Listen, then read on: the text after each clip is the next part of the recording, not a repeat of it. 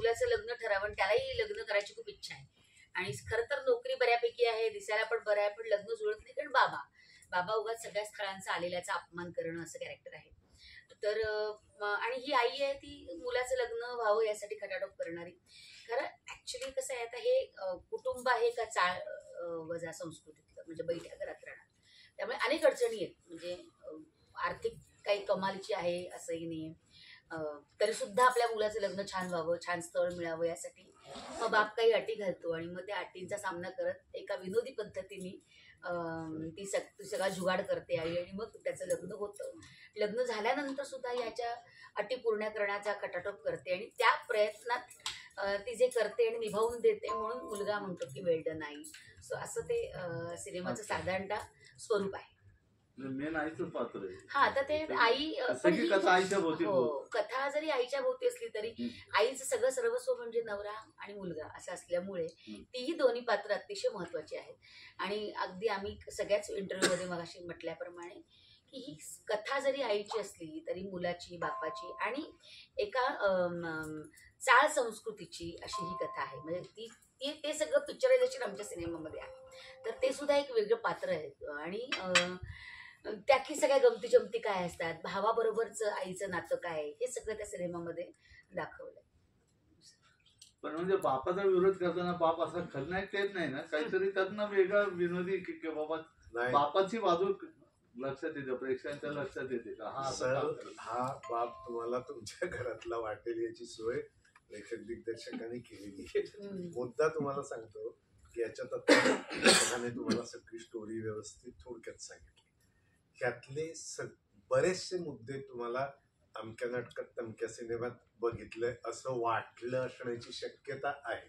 कारण ओव्हरऑल मराठी कुटुंब पद्धतीमध्ये साधारणतः कसं काय सिच्युएशन असते ते, पण त्यात मुलाचं लग्न म्हटले की काही कॉमन इथं श्रेय जातं लेखकाकडे.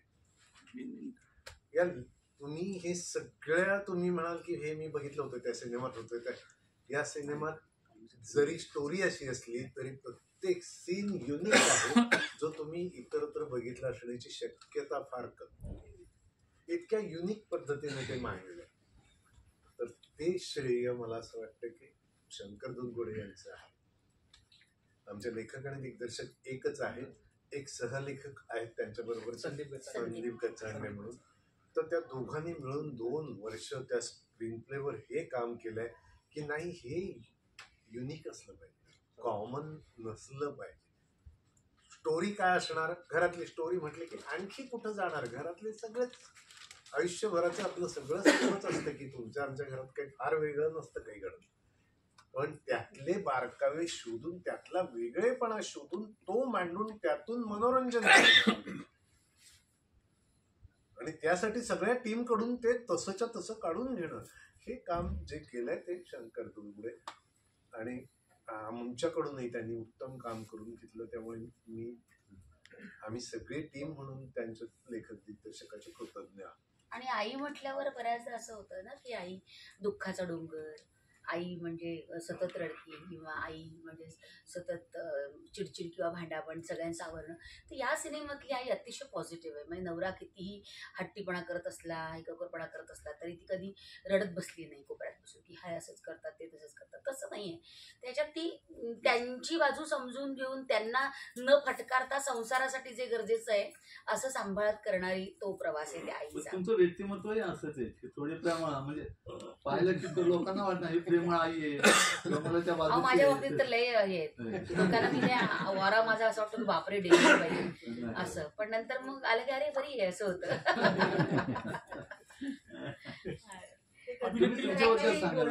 उदाहरण होतं का?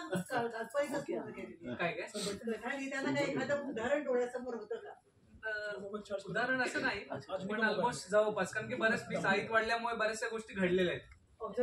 हा, की बऱ्याचशा बघितलेलं आहे, मग त्याचाच तो हवं ती गोष्ट घडत गेली. तुमच्याबद्दल पण सांगा, म्हणजे तुमच्याबद्दल फारसं माहिती. माझं नाव शंकर अर्चना बापू दुलगुडे, मी मूळचं सातारचं आहे, मी ठाण्यामध्येच वाढलं सगळं. आणि मी एकांकिका, बालनाट्य, पथनाट्य, शॉर्ट फिल्म, नाटक सगळं करत करत इथपर्यंत आलेलो आहे.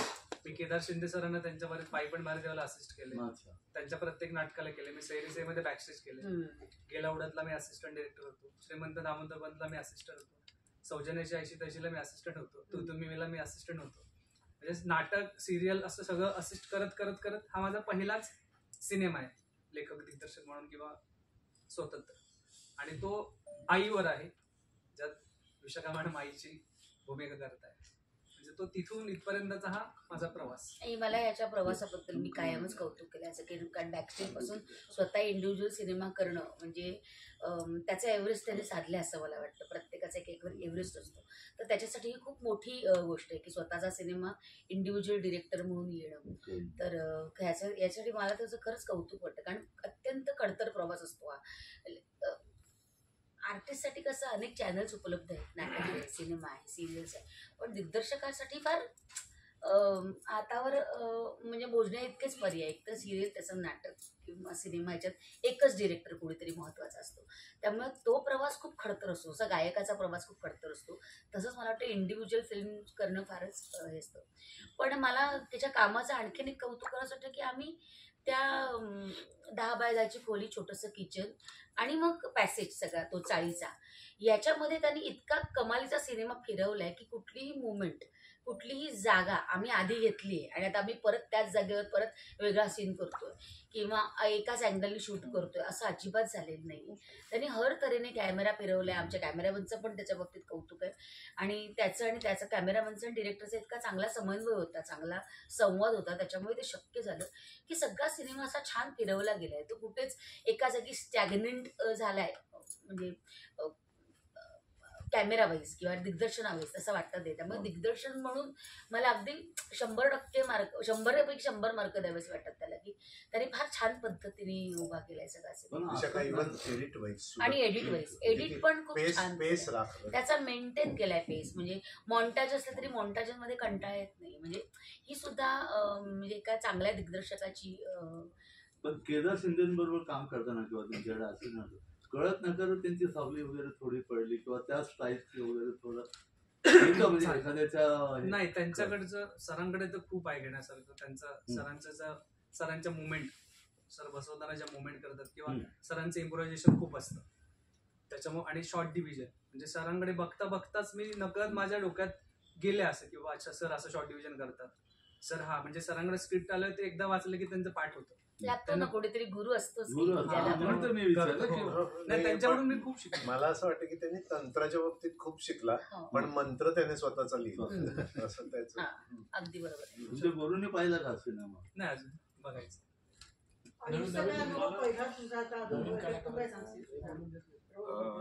माझे जे कलाकार होते, सहाय्य कलाकार, सर्व माझ्या कोस्टार्सनी मला म्हणजे एन्व्हायरमेंट खूप असं काम ठेवलं की मला असं वाटू दिलं नाही की माझं पहिला काम आहे किंवा मी फ्रेशर आहे असं मला कधी वाटू दिलं नाही.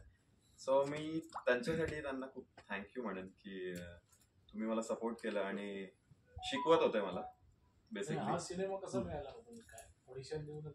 ऑडिशन तर घेतलं माझं सरांनी, खरं सांगायचं.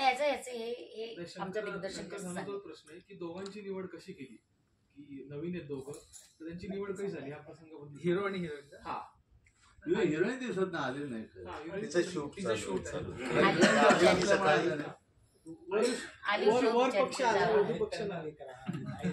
पक्षाचं शूटिंग सुरू आहे, ते तिकडे बिझी आहे.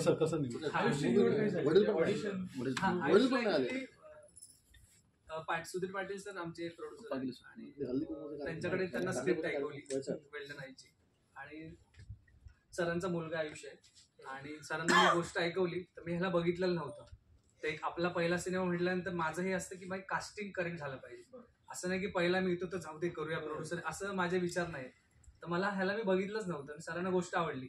म्हटलं आता हा कसा असेल मला माहित नाही, हा जर कॅरेक्टरला नाही गेला तर मी यांना नाही बोलणार, तर काय होऊ दे तिथे, नाही तर मग मला कॉम्प्रोमाइज केल्यासारखं नको.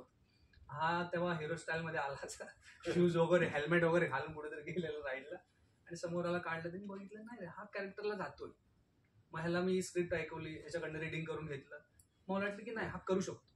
त्याचा पहिला आहे पण मला कॉन्फिडन्स झालं की नाही आपण रिहर्सल केली, करून घेतली की हा करू शकतो. आणि मग त्याचं कास्टिंग तसं झालं. हिरोईनसाठी तर आम्ही ऑडिशन घेतले. सिमरन जी आता ज्योतीचा रोल करते. तिला ऑडिशन, बऱ्याचशा मुलींचं ऑडिशन घेतलं, बोलवलं, मग ती आली ऑडिशनला. तर मला ते ज्योतीचं जे कॅरेक्टर होतं की ती एकदम साधी सिंपल आहे. म्हणजे घर, आई वडिलांचं ऐकणारी, घर सांभाळणारी, म्हणजे एकदम प्रामाणिक, मनमिळावू, सगळ्यांशी बोलणारी, थोडीशी अचानक नवीन ठिकाणी गेल्यावर पटकन मोकळं होत नाही ना, तशी ती मला ज्योती हवी होती. आणि मग सिमरनमध्ये मला ते दिसलं की नाही, ही ज्योती करेक्ट आहे. आणि मग तिने पण तेवढं खरंच छान केलं. ऍक्च्युअली मध्ये ज्योती म्हणजे सिमरनच दिसते मला की इतकं तिने छान केलं. अशा प्रकारे दोघांचं झालं. आणि आईबापांचं म्हणाल तर आईबापांना ऑप्शनच नाही. कारण की निकम सर ते कॅरेक्टर तसं तुम्ही बघितलं, ट्रेलर बघितलं असेल तर तुम्हाला कळलं असेल. ते दोघांचं तसंच बापाच्या मध्ये म्हणजे कोंडी झालेला मुलाचं कसं काय बरोबर असं आहे. मला असं वाटतं की रिअल लाईफ म्हणजे खूप लोक रिलेट पण करतील की आईशी तर सर्वच क्लोज असतात. म्हणजे मी पण माझ्या आईशी क्लोज आहे. तर म्हणजे ह्या कॅरेक्टरशी थोडा रिलेट करत होतो मी त्या विषयात की मी आईशी क्लोज आहे. हा, मग बाकी वडिलांच्या बाबतीत थोडं वेगळं होतं. पण ठीक आहे, आता आई आहे माझ्या सोबतीला, मग सर्व ठीक आहे, चांगलं आता आहे माझा बाप, काय करणार. भीती आणि वडिलांचा राग, वडिलांचा राग असं दोन्ही मिश्रण वगैरे राग. वडिलांचा राग असं म्हणजे माझ्या राग बाबतीत येतोच ना माणसाला की प्रत्येक वेळेला काहीतरी नकार देण्यासाठी काहीतरी वैताग शब्द वापरा. काय वैताग आणि भीती. आता तो कॅरेक्टरच तसं होतं ना, त्याला काय करू शकतो. आणि कॅरेक्टर बद्दल सांगायचं झालं तर दीपक हा एक असा साधा सोपा असा मुलगा उज्ज्वल, की ज्याच्या वडिलांच्या तिरसट स्वभावामुळे त्याचं लग्न नाही जमत. तर त्याची आई काय गंमत करते आणि किती मेहनत घेते त्या लग्नासाठी, ती गंमत आहे पूर्ण या मूवी. पण या कॅरेक्टर मध्ये दीपक कदाचित सांगत नाही पटकन, पण मग या कॅरेक्टरची गंमत आहे की हल्ली मुलं कसं नाही, तुम्हाला पसंत तरी मी लग्न करणार आणि निघून जाणार, तर तसा तो नाहीये. तो अजूनही आई बापाला घट्ट धरून आहे. हा, तर त्याच्यामुळे तो तसा आहे की अजूनही आईचं ऐकणारा, बापाला समजावून घेणारा असं. मम्माच बॉय हा थोडा आहे तसा. बापाच बॉय होऊ शकत नाही, तशी परिस्थितीच नाही. म्हणून ही हिरोईन तुम्हाला बघायची होती ना, हिरोईन. पण मला असं वाटतं की प्रत्येक मुलासाठी त्याच्या, म्हणजे प्रत्येक मुलामध्ये त्याच्या आईसाठी सॉफ्ट कॉर्नर असतं. आउटडोर शूटिंग कुठे झाली? सगळं शूट ठाण्यामध्ये झालं. ऍक्च्युअल चाल होते, सगळं रिअल लोकेशन आहे. त्याच्यामुळे ते कनेक्शन जे असतं ते आपल्याला खूप बघताना तुम्हाला जाणवेल की सगळं खरं आहे. म्हणजे कुठे सेट वगैरे नाही उभारलं कुठल्या सीनला. जे की छोटीशी खोली, 1 रूम, किचन छोटं हॉल आणि चाईचा पॅसेज. याला काय रोमॅन्टिक सीन वगैरे आहेत की नाही? काय आहेत का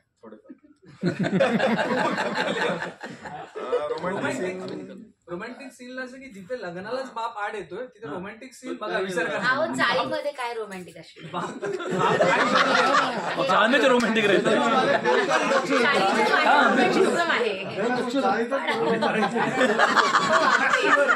सैराट चांदच हुआ ना, माहिती नाही. बरोबर आहे. म्हणून तर त्यांनी आउटडोर शूटिंग विचारलं. काय 2-3 सीन काय स्वप्नातला सिक्वल वगैरे. बांगड्या जरा जास्त वाजले की चाळीतले 4 घरांना कळतं काय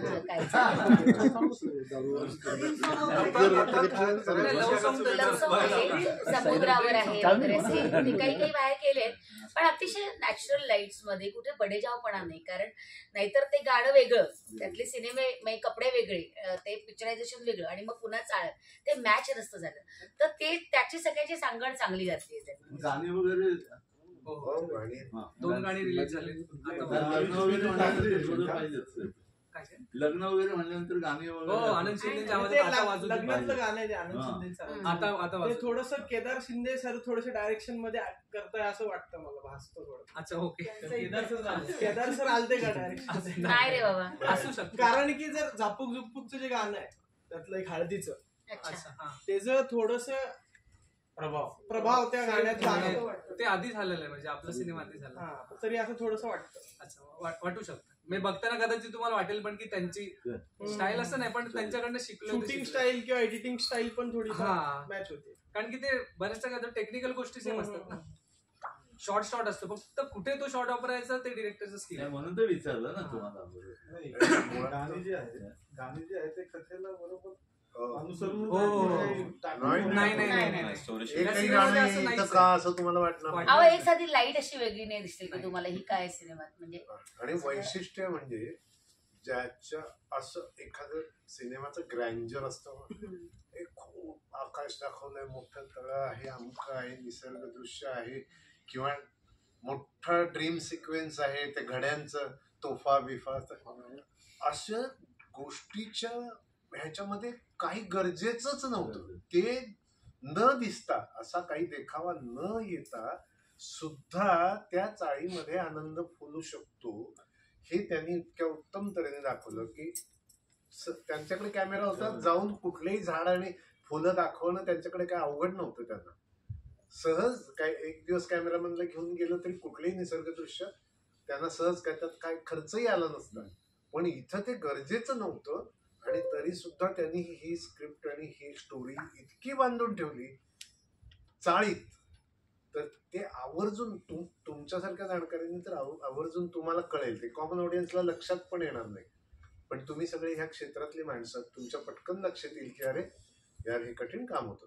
तर ते त्यांनी केलं, हे कौतुकास्पद आहे. चाळ म्हणजे मुंबईची चाळ अशी वगैरे दाखवली. म्हणजे आधीची कल्याण बिल्याण साईडला असतात ना तशा. वारकऱ्यांची भूमिका काय? त्याच्यामध्ये एक सदनंद नावाचं कॅरेक्टर करतात जे मुलीचे वडील आहेत. हा, ते मुलीचा पक्ष हा मुलाचा पक्ष, आणि मग त्यांच्यातली अख्खी ती गंमत आहे, कसं होतं लग्न, काय होतं, आणि आई काय काय धडपड करून ते कुठपर्यंत पोहोचवते, तो सगळा सिनेमा आपला बेस्ट पूर्ण कॉमेडीचा कॉमेडीचा.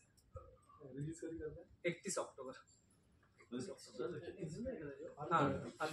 आता तुम्ही हवाई उद्यामुळे घराघरात पोहोचला, त्यामुळे तर त्याच्यामुळं म्हणजे एक जेव्हा कलाकार मोठा होतो तेव्हा आता हा तर टायटल रोलच आहे तुमचा, तर मग तेव्हा म्हणजे आपल्या रोलची लांबी हे होते, तुम्ही लक्षात घेता की किती चांगलं कॅरेक्टर आहे ते तुम्ही हे करता, प्रेफर करता की तुमच्यासारख्या मोठ्या कलाकाराला अगदी 2-4 मिनिटासाठी घेणं पण डिरेक्टरसाठी किंवा याच्यासाठी पण नाही. हा माझा पहिला सिनेमा आहे ज्याच्यात मी एवढं मोठं काम करते. मला प्रश्न कळला, माध्यमातून तुम्ही पोहोचलात ना. मला प्रश्न कळला कॅरेक्टर किती महत्वाचं आहे सिनेमासाठी. मग ते 2 मिनिटाचं असो, 5 मिनिटाचं असतो किंवा पूर्ण वेळाचं असतो, हे बघून त्या कॅरेक्टरमुळे सिनेमाच्या स्टोरीमध्ये काय फरक पडतो हे बघून मी बऱ्याचदा सिनेमे निवडले. सो तर फॉर दॅट मॅटर ये रे पैसा याच्यामध्ये माझी भूमिका जरी थोडी असली तरी सुद्धा ते कॅरेक्टर लोकांच्या लक्षात राहतं. तसं आज माझा पहिला सिनेमा आहे ज्याच्यात माझी एवढी मोठी भूमिका आहे. म्हणजे आधी 2 झालेले आहेत, पण आता हा अनेक वर्षांनी ही फिल्म येते माझ्यासाठी की ज्याच्यात माझं महत्वाचं भूमिका आहे. तर ही निवडताना ऑफकोर्स काय करते ही बाई, काय करते ही आई, ही स्टोरी वाचली आणि मगच सिनेमा निवडला गेला की ज्याच्यात मला करण्यासारखं आहे.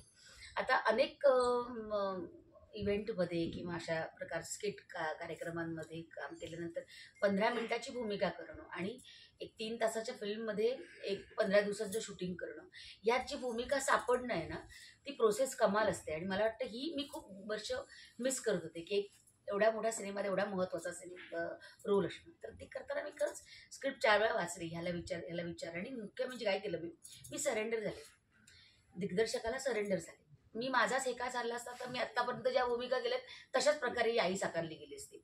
पण मी दिग्दर्शकाला शरण गेल्यामुळे तो जे सांगतोय ते मी केलं, त्याच्यामुळे माझा अप्रोच मी वापरला नाही, त्याचा अप्रोच वापरून मी ही भूमिका केली. त्याच्यामुळे माझ्यातलंच वेगळेपण मला दिसलं की अरे हे चांगलं केलंय मी.